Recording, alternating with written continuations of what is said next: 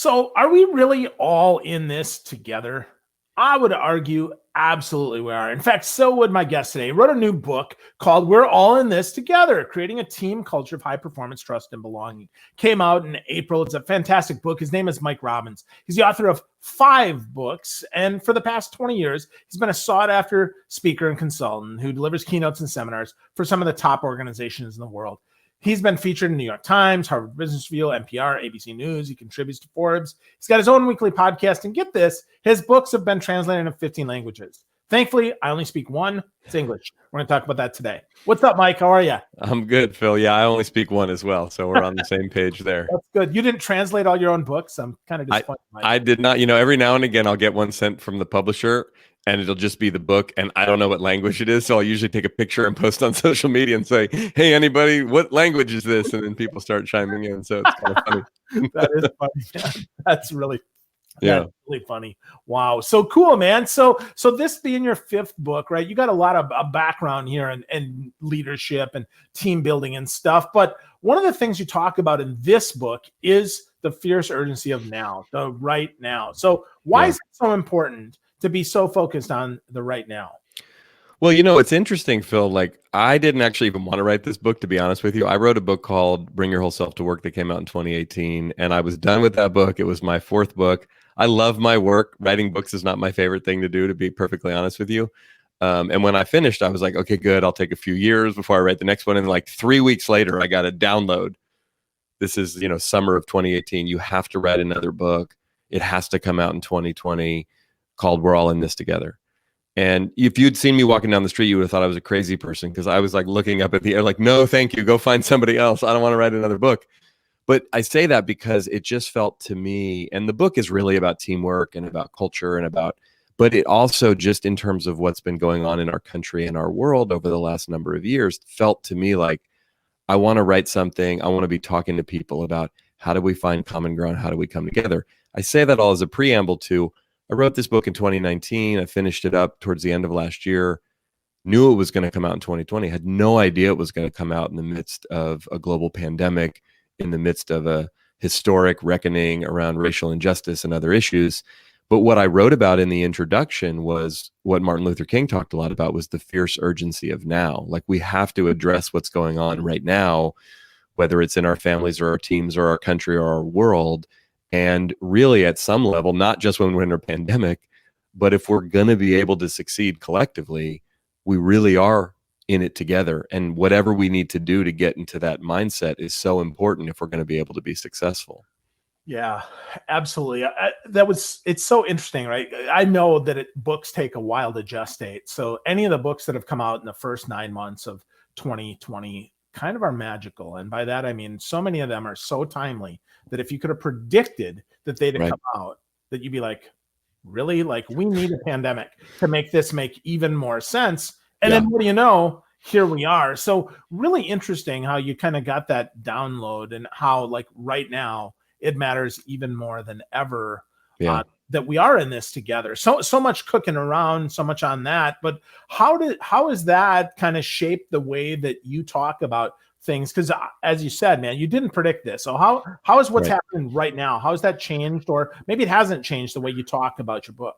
Well, it has, in the sense that, look, I mean, there's another metaphor that I like. It's interesting, when the book came out back in April and when we were just getting into the pandemic, the phrase "we're all in this together," so many, whether it was political leaders, whether it's people in the media, people in business, I was literally getting emails from, every company I do business with, the CEOs were sending out, and the title would be "We're all in this together." But what was interesting is people started to push back a little bit. And even some conversations I had with people like yourself here would say, wait a second. Are we really? Like, this is impacting people in a different way. And so I believe that, yes, we're all in this together. And I really like the metaphor of we're all in the same storm, but we're in different boats. Because the reality is we're all collectively dealing with this sort of global circumstance, but it's impacting people in different ways. And both of those things can be true. So whether you're a leader, whether you're a parent, whether you're just a human being interacting with other human beings, it's important to remember that we're all dealing with this pandemic. We're all dealing with different aspects of what's going on politically, socially, otherwise, but we have our own unique circumstance. So the age of our children, if we have children, the health of our parents, if our parents are still alive, the nature of the work that we do. Some of us are able to do work really easily virtually, even if we're missing being in the office and being with people. Some of us literally can't do our work. If you work in a in hospitality or in live events or things like that, where it's like, whoa, this has been completely impacted. Retail, especially in the early days of it, that's very different than if you work in technology or other places. So understanding that, when I'm talking to leaders right now, a lot of what they're dealing with is trying to support their team members and their fellow leaders, just dealing with, kids going back to school or not going back to school or doing school at home or whatever, that doesn't really have anything to do with the work, but has everything to do with people's lives. Yeah, I think that's important, right? That we're all in the same storm, but in different boats, different spaces, different places. And one of the things that you talk about is the 5 things that make it difficult for us to work. And the 4th point that you make is we're often separated by time and space. And this is more true now than ever. So how do we kind of explain that? And then how the heck do we overcome that? Because we're not in the same space and we're often asynchronous. Right. So how do we overcome that now, man? Well, yeah, I mean, I talk a lot about why teamwork is challenging because, we're not trained to work in teams. It's difficult. But this notion of being separated by time and space, if you and I were having this conversation 6-8 months ago, it's a challenge that a lot of people face in the world we live in. It's wonderful we have all this technology. You and I can have this conversation. I'm sitting in my office, you're sitting in yours, but we're at home. The challenge is that we can work from anywhere. So we're not all in the same building. And then with the pandemic, most of us can't go in and be in the office. Or if we are, we have to stay away from each other. We have to put on a mask. It's all this stuff. So in some ways, and I've been saying this to a lot of teams and leaders I'm working with now, in many ways, it's even harder than ever for us to collaborate and work together today. And it's probably more important than ever because, in some ways, I was talking to an executive the other day with a technology company, and they're based in Silicon Valley. They have people, of course, all over the world. And she said something interesting. I said, how has this been for your leadership team during this time? She's like, well, it's been really challenging, but in some ways, it's been kind of a nice equalizer. Because for all of our leaders that are in the different regions that constantly have to deal with time zones and everyone's in the office in Silicon Valley and then we're out in the right regions, it sort of puts everyone on the same level playing field. Because whether, I'm sitting in my home office here in the San Francisco Bay Area, someone could be in New York or Chicago, or they could be in London, or they could be in Tokyo or whatever. And yeah, we'd still have to deal with the time zone difference. But the reality is, again, we're all dealing with, I'm at home trying to work. So in some ways, it makes it harder, but there is also a way in which it can ironically sort of bind us together because everyone's in that same situation. Yeah. Same situation, right? But different time, different space, all of that. But equalizing that is fascinating because I'll tell you, I moved to Florida because I wanted to be in the Eastern time zone. I find that that's kind of the money time zone that we work in. And it's so interesting because, this time, in many ways, it has equalized. But in other ways, those of us on the East Coast now we have to work longer days. Yeah. We've got to work now from kind of 7 to 7 because that's really only 7, that's really only 7 to 4. Right. And really only 10 to 4 if we really think about that. So really, really interesting that you would bring that up and think about how that is. But it also allows us to do more independent work, which great leaders know that delegation, trust, authority, right? Passing that down, that's really important. So how, by being in this together, how by, kind of having that same, opportunity, if you will, to do this, how does that help a leader lead a team that might be cross time zones even more effectively now? Well, I mean, again, I think it's a challenge for sure. And what I think will be interesting is to see what do we keep from this experience as we move through it. I mean, I think we're learning that there are some things we don't need to be together in order to do, right? Independent type work, as you're talking about, certain conversations, certain meetings, certain things. Oh, that can be done just as effectively remotely as if we're all together. And certain time gets wasted when we're just literally standing around the water cooler, shooting the breeze. However, we're also learning that certain things get missed, and all of the unstructured time that happens when we are in the office or we can spend time together and we can really go deeper in our connections with each other. So back around to sort of answer your question. I mean, I do think right now is one of the most challenging times for leaders, but an incredible time for growth. And, I talk a lot about growth mindset in my work. And I love this notion of, when something happens that's difficult, instead of asking the question, why is this happening to me or to us? Just changing the word to the word for, and say, why is this happening for me or for us? It doesn't mean we love it. It doesn't mean it's easy. It doesn't mean it's not challenging. It means we look for the opportunity for how we can learn, how we can grow. What's hard about a situation like this is we're still in the middle of it. Usually it's easier to look at that in hindsight. Oh, now I see how I learned from that, or I grew from that, or how that made me better or stronger, or us. The challenge is because this is prolonged, right? Are we in the middle of this? Are we still at the beginning of this? Are we towards the end? Nobody knows, right? We don't know how long this is going to last. So what we have to be able to do, as challenging as it is bring that growth mindset on a daily basis, and still acknowledging, I think it's important to acknowledge when things are challenging or hard, but not from like a whiny, complainy, blamey kind of way, but just from a real, authentic, taking ownership perspective. Yeah, absolutely. Absolutely. One of those things that you mentioned that makes this difficult is the fact that we focus so much on ourselves, right? Our own situation, what our challenge is. And as a leader, we really have to, we know it's hard. Let's be clear, right? Mike and I are not suggesting this is all simple and easy and no problem, but we are suggesting you have to look outward and you have to say, okay, so maybe this is even harder for Mike. Maybe Mike's situation makes it even harder. So how do we shift that focus, man? Because I think that inward from outward is often hard, especially being in the middle of a pandemic. We've got, kids at home, older parents, potentially, as you said, sick. Maybe we got sick. Right. Our energy level isn't what it was. The gyms are closed. We can't go there. Right. All the food that I expected to get, right? Fresh is great, but it doesn't keep. And if I don't want to go to the grocery store every single week, like maybe I did before, that's tough. So how do we move that focus, man? How do we get out of our own way?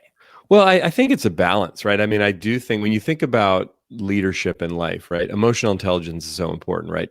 And what's emotional intelligence? Self-awareness, self-management. So there is an aspect of caring for myself, even using the metaphor I was talking about earlier, the same storm, different boats. It's important to take care of what's going on inside of our own boat. That said, we also, as leaders and as human beings who care about other human beings, can we pay attention to what's going on inside of other people's boats? And that's the other part of emotional intelligence, social awareness, relationship management.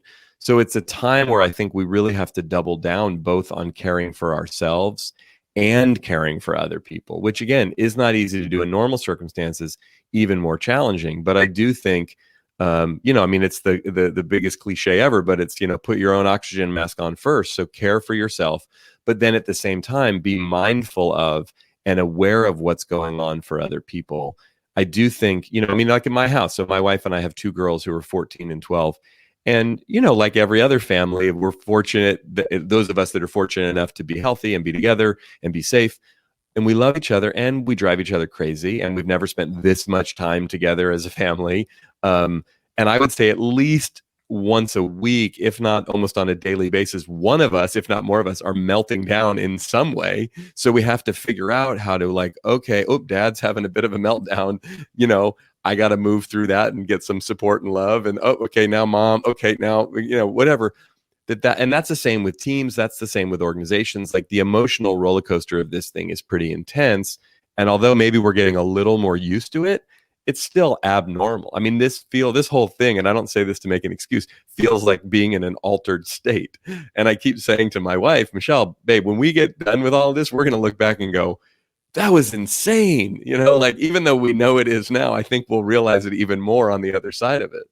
Yeah, for sure. I mean, there's a reason that they call it the novel virus. Is that because we've not seen this in our lifetime, maybe in a couple of lifetimes. So super different times. And with that, being aware of ourselves, being aware of others, but also one of the pillars that you talk about is creating the psychological safety to make it okay to experiment, right? To make it okay to be like, crap, I don't know. So talk to me about what is psychological safety? What does it mean? And what makes it so hard to actually do that? Because as much as I can say it, sometimes I forget it. I knew I forgot it this morning, and I'm probably going to have to make it up to my sweetheart pretty shortly here. Of course. Well, look, psychological safety is essentially group trust. It means the group, whether we're talking about a team at work, whether we're talking about our family, whether we're talking about any group of human beings that come together, the group is safe for what? For taking risks, for making mistakes, for disagreeing, for not being perfect, obviously, even for failing. Not that we want to, but we know that we can do those things in a group that has psychological safety. Any of those things are possible. And I know I'm not going to be shamed. I'm not going to be ridiculed. I'm not going to be kicked out of the group. And this isn't just a warm, fuzzy, touchy-feely thing. This is like Google did a study a few years ago that I referenced in the book called Project Aristotle. They spent 3 years studying what does it take for teams to create high performance. They brought in researchers and scientists, and they did a ton of really deep scientific research on this because they want to figure out, like, how do we get our teams in the best position to succeed?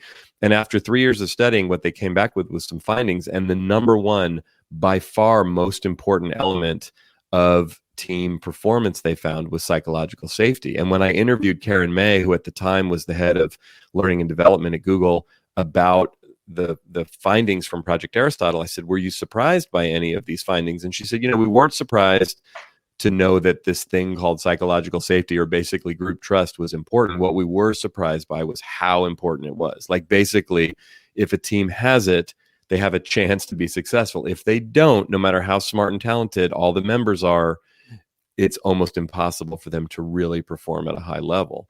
So it's hard to create that and to continue to nurture that. But for teams, for leaders, when you think about, okay, how do we respond when someone fails? How do we respond when someone has a dissenting opinion?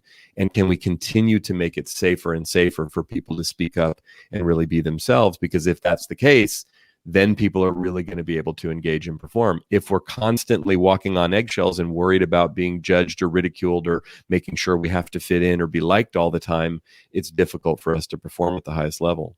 Yeah, for sure. For sure. Right. If we're going to be criticized, everything we say, well, I'm just going to pull back. I'm not even going to play. I'm not even going to put my chips on the table. So with that, though, it's important to be authentic, right? We can't just be a shiny, happy, positive person. That doesn't work. That toxic positivity is as bad as anything.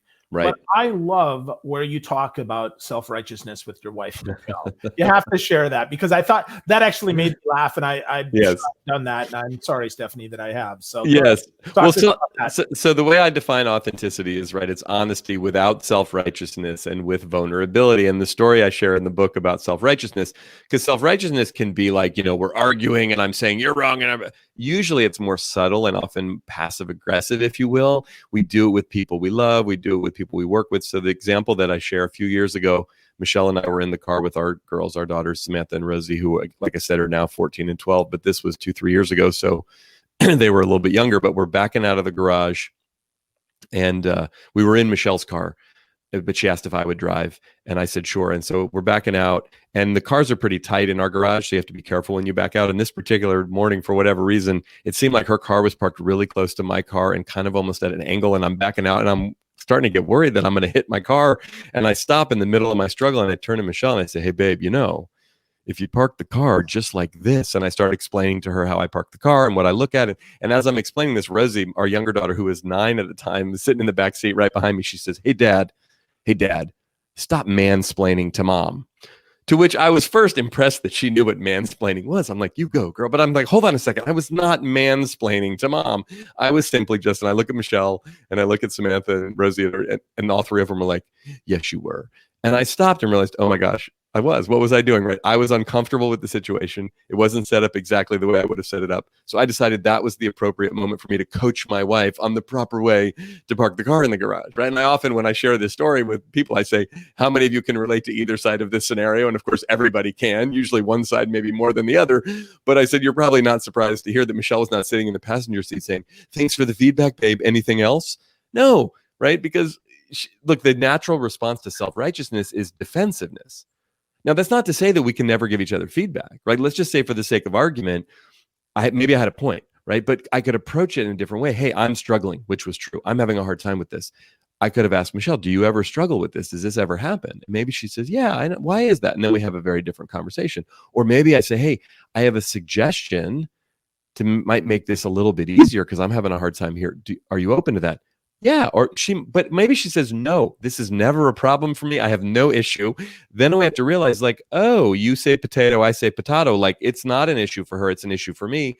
At that point, there's no reason to give that feedback, right? Because even if we say it nicely, what I was basically saying in that moment, and I love Michelle, I respect her. She's amazing. She's brilliant. But I was basically saying, I parked the car the right way. You parked the car the wrong way. That's the underlying message. And the response, none of us, look, unless you're literally, the house is on fire or you made just a blatant mistake and you need to be corrected, we don't respond well to being told that someone else is right and we're wrong. That's not the way we're going to be able to give feedback and really build trust. Even if we really disagree with each other, there's a way to disagree about the idea without doing it self-righteously that makes the other person wrong. Because even if we're factually correct, the other person naturally is going to defend themselves against the righteousness. And then we lose, doesn't matter about the argument per se, we lose the relationship in any communication we're trying to have. Yeah. Wow. Yeah. I got a lot to learn there. I'm going to have to reread that chapter. That's a pretty good one, man. Let's just say it's a lifelong journey. It's a process. And what we also need, Phil, and this is where teamwork comes in, relationships come in. We need people around us who can point it out. Even like my daughter Rosie, right? To see our blind spot. Because the truth is, when you and I are being self-righteous, we don't think we're being self-righteous. We just think we're right.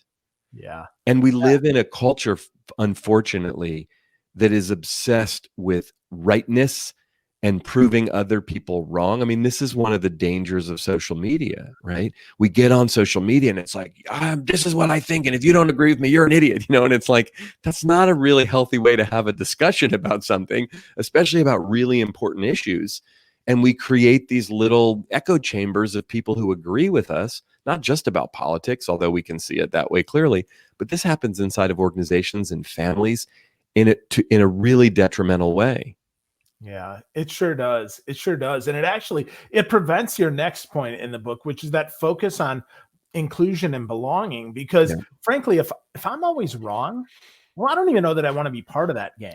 Right. I don't even know that or I might say, well, Mike, you always make me wrong. Therefore, I'm not going to invite my friends because I might need this job, but you know what? I'm not going to put anybody else through this crap. So how do we shift that around, man? How do we get to more inclusive and belonging when we want to always be right? Well, we have to, first of all, we have to confront some of this stuff within ourselves, right? As we're talking about, but also look at the things that we do and say consciously or unconsciously that might get in the way of that inclusivity or that belonging. The truth of the matter is, look, we're all biased. And there's conscious bias, the ones we're aware of, and then there's unconscious bias, which we don't even know. We don't know what we don't know. The other aspect of this that I talk about in the book, and this is obviously a hot button issue in our culture today, but it's really important, is to be able to acknowledge our privilege. And there's one of the things that I found when I was researching this, I thought it was such a great example, a high school teacher who explained how he teaches his class about privilege. He said, what I do is I pass out a piece of paper to everybody in the class, just a blank piece of paper, scrap paper, and I say, crumple it up in a ball. He said, I put a garbage can in front of the class, and I say, okay, this garbage can represents success, making it in our culture, right? So all of you have an opportunity to make it as a metaphor. So what I would like for you to do, sit in your seat with your crumpled up piece of scrap paper and throw your crumpled up ball into the can. And if you make it into the can, you made it. If you miss, sorry, good luck to you, kind of thing, right? And he said immediately what happens is the kids get kind of excited, but then right away, the kids in the back of the class start complaining. Wait a second, hold on, this is not fair. The kids up front have an easier shot. And then he stops everybody and he says, yes, okay, look, let's talk about this. Clearly, everyone has an opportunity. So you can make it from anywhere, but is it easier if you're 5 feet away from the thing in the front row versus in the back of the class on the side? Yeah. He said, and most of you up front, it's not that it's a slam dunk. You still have to pay attention and make the shot. He said, but your first thought sitting up front probably wasn't like, oh, I'm so lucky I'm in the front row. It was like, how am I going to make the shot? And so he said, and then notice who's complaining the most. It's the people in the back. And so he said, I end the lesson by explaining that education is a privilege. Not everybody gets an education. And you get to choose what to do with your privilege, right? And he makes it in that sense. It's not so much about race. It's not so much about class, although obviously that's a lot of what we can look at with privilege. And the reason I share this, Phil, is because when I first started really thinking about and hearing about and hearing people talk about privilege, in my mind, what I thought was like, oh, privilege is like if you're a Rockefeller. Privilege is like if you have a silver spoon in your mouth and like, your parents give you millions of dollars or you inherit the family business or whatever, right? And that is part of it, but that's an extreme example. All of us have privilege as men, as white people, as whatever we are, whoever you are. And you may not be male or white or straight or like I am on that level, but we have privileges like we can walk and we can talk, or we live where we live, or we have access to the internet or whatever. And the reality is part of inclusivity and belonging is owning up to, not apologizing for the privilege that we have, but understanding it and owning up to it and remembering that, oh, maybe not everybody has the same privileges that I do. So I don't have to walk on eggshells. I don't have to apologize for it, but I do need to be aware, back to that same storm, different boat thing, right? That it's like, oh man, I hate working from home. Well, like some people aren't working at all right now. Yeah. Do you know what I mean? And that doesn't make your stress about working from home less valid. But what it does mean is like, oh, maybe let's pay attention to what other people are dealing with. Or again, you have a coworker who's got 4 young kids, and they're trying to figure out how to get these kids fed and taken care of and to school and whatever, Zoom school, whatever. And again, that doesn't mean nobody's wrong, nobody's right, but it's just different. Or again, are certain, little innocuous things that we do in business. I see this happen a lot. And I'm a huge sports fan. So to me, I'm always included in conversations about sports. But hey, did you see the game? Or what do you think about LeBron and the Lakers and about it? Right. And it's like, okay, not that we, but like, how about people who don't care about that or don't know about that or from a different country or whatever? It's like, you know what I mean? Just like, hey, you start making golf references or football references. And it's like, that doesn't actually, not only does that not help, in some cases, people are sitting there going, well, I'm not part of this group because I don't know what the heck that's about. And we do that with good intention, but we don't realize the impact that has sometimes. Yeah, I totally agree. I got made aware of those sports cliches a few years ago. One of my friends said to me, she said, not all of us like football, dude. Right. Like every program that you have does not need to include, hey, let's score a touchdown. Hey, right. Get down in the red zone. It's like, right. Oh, duh. Well, and in some ways, even with that, because so I'm a former baseball player, right? I played baseball in college and then played professionally. So sports was literally my life from the age of 7. I stopped playing at the age of 25. And not only did I play baseball, I played basketball, and I'm a huge sports fan. Some sports more than others, but there's very few sports references unless you're going to like talk about cricket or something. Like I'll be able to follow the analogy, even if it's like, well, I'm not a huge hockey fan or I'm not a huge, volleyball fan, but I get it enough. That said, traveling around the world in over the last 20 years and being in different places, using my story from playing baseball as a big part of kind of how I talk about things, I am really mindful. And what I try to do, and this isn't necessarily the perfect way to do it, but if I'm somewhere, or I'll even make some caveats. Listen, I know some of you may not care about baseball at all, or might think it's boring, or might not know anything. Okay. But then I'll try to share an example from it. And I had a woman actually, to your point, come up to me about 10 years ago after a speaking engagement. And she said, you got up and they introduced you and you started talking about baseball. And I immediately rolled my eyes and went, oh, here's another man talking about sports. It's going to drive me crazy. I hate this. She's like, I hate sports. I really hate baseball. And she said, but I actually appreciated what you said and what you shared. And I said, really? She said, because you didn't use analogies or make reference to things. So like I had to know the ins and outs of the game or certain players or teams or any of that. She's like, you told stories. And so the context of your story just happened to be you were a baseball player. She said, but I could relate to your story because it was more of a human story. And I appreciated her saying that because I hadn't thought about it consciously, but it's different. If we use an example, it's okay to use a football example as long as you communicate it in a way that like, I don't have to know anything about football to understand it. Because otherwise it's just like making a reference to a song or a movie or whatever without dumbing it down. If I go, remember in Good Will Hunting when blah, blah, blah, and someone's like, I didn't see Good Will Hunting. How old are you? What are you talking about? Do you know what I mean? And it's like, you have to be able to be all of this. I'm talking about it in a communication standpoint, but if we want to be inclusive, this isn't about the word police, but it is about thinking about how is what I'm going to say or do going to land for people who may not be like me, who may not look like me, who may not like the same things that I like. And that's not easy to do, but it's super important to do. Yeah, absolutely. As a leader, it's our job to share that context, not just the content. Yes. And that's super important, right? That's because really if it was just as easy as sharing 9 things to do, well, heck, we wouldn't need books. We wouldn't need Right. experts. We just say, okay, here's the 9 things. See you later. Right. This is how it works. But that isn't how it works. And with that, right, as we kind of wrap this up here, Mike, one of the things that I think is super important that you mentioned in your book, that we're all in this together, is the idea of a stop, start, continue. Yeah. And that is really big when it comes to things you can start doing right now. And that is start adding more context to whatever it is you're saying. So talk to us about the stop, start, continue and how valuable that is as we work to working together. I love this technique. I learned it years ago, but it's basically, these are 3 questions we can ask in different contexts. Think about it like this. Like, so say you're a manager and I work for you, and you would say to me, hey, Mike, what could I stop doing that I'm currently doing that maybe is getting in the way of me being successful or being an effective manager? To you, what could I start doing that I'm not doing? Again, just in general for more success, or our relationship to what can I continue doing? So looking at stopping, starting, and continuing, these are questions we can ask for feedback from others. We can even ask other people to ask us in a one-on-one setting, in a group setting. I've facilitated this exercise with groups many times, and it's a little scary. It's a little intimidating, but basically everybody's on sort of the hot seat for a few minutes, but they get feedback from the whole group. And usually, if you set some context, people can really get into it and do it in a meaningful, kind, but direct way. It's also another thing. Sometimes I'll ask these 3 questions of myself if I want to make some changes. What could I stop? What could I start? What could I continue?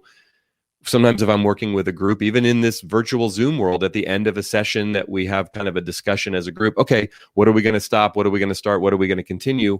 So the group can really think about making changes. So I like these questions as prompts for ways that we can either give or receive feedback one-on-one or in a group, or also make some changes. Yeah, awesome. I think that's really important. It slows us down to find out what other people think and what they need. And if we ask the stop, start, continue questions, and then really listen to that feedback, don't be so self-defensive and say, whoa, hold up. Here's why I do those things. Right. Which is a great thing that my teenager does all the time. She likes to defend herself on that, right? If we slow that down and instead say, that's good feedback. Okay. Yeah. Well, and along those lines, I'm sorry to cut you off, but remember, feedback is just feedback. We take it on, try it on like a shirt. If it fits, if it's valuable, if we can use it, take it. If not, we can let it go. The defensiveness often, usually our response to feedback is either shut up, like defensive, or, I suck, I'm bad, like something's wrong. Where we want to get to, and I talk about this in the book, is that place of, wait, what? Get curious. What did you say? What do you mean? What? Because that's where we can learn from it. Now, again, you might give me some feedback and it's not valuable ultimately, but if I immediately stop you and get defensive, or if I immediately go into that sort of self-critical, the negative place, I'm not going to hear the feedback. But if I consider it and go, I never thought of that, Phil. Let me think about that. And maybe I think about it for a few days and I go, yeah, no, that's not really going to help me, but Phil's whatever. But at least I took it in. Or maybe I think about it and go, you know what? That's really an interesting point. I never thought of that. And then I can do something with your feedback. Yeah, absolutely. And it respects the person, which is really important. I mean, that's the big thing out of feedback, to your point. It's just data. Yep. It's just, consider or not, it's really up to you. So I dig that. So any last points, Mike, about your book, right? We're all in this together. It's a great book. It's super helpful. Lots of good stuff in there. Any final points or any ways to get started on the journey, Mike? Look, I mean, thanks for having me. I appreciate having this conversation. Look, I think right now what's necessary for all of us is just to have as much compassion as we possibly can for ourselves, for the people we work with, for the people in our lives, in our families. Like, I don't mean to sound overly corny, but I feel like everybody's doing the best they can. We're all doing the best we can. We're in unprecedented times. Again, it's not an excuse. It's just the reality. And so the more compassion we can have, the better. Yeah. Awesome. That's a great way to wrap it up. Have compassion for others, be understanding, forget about putting yourself in other people's shoes. Just have compassion for them. Let them be, because you have no idea what the heck is going on there. So that's true. Great way to bring this home. So folks, if you want to get more from Mike, you should check him out at mike-robbins.com. Mike, I really appreciate that you took some time for this conversation today. Lots of good stuff there. Congratulations on a great book. And again, thank you for sharing as much as you did. I really appreciate it, man. Thanks for having me. My pleasure.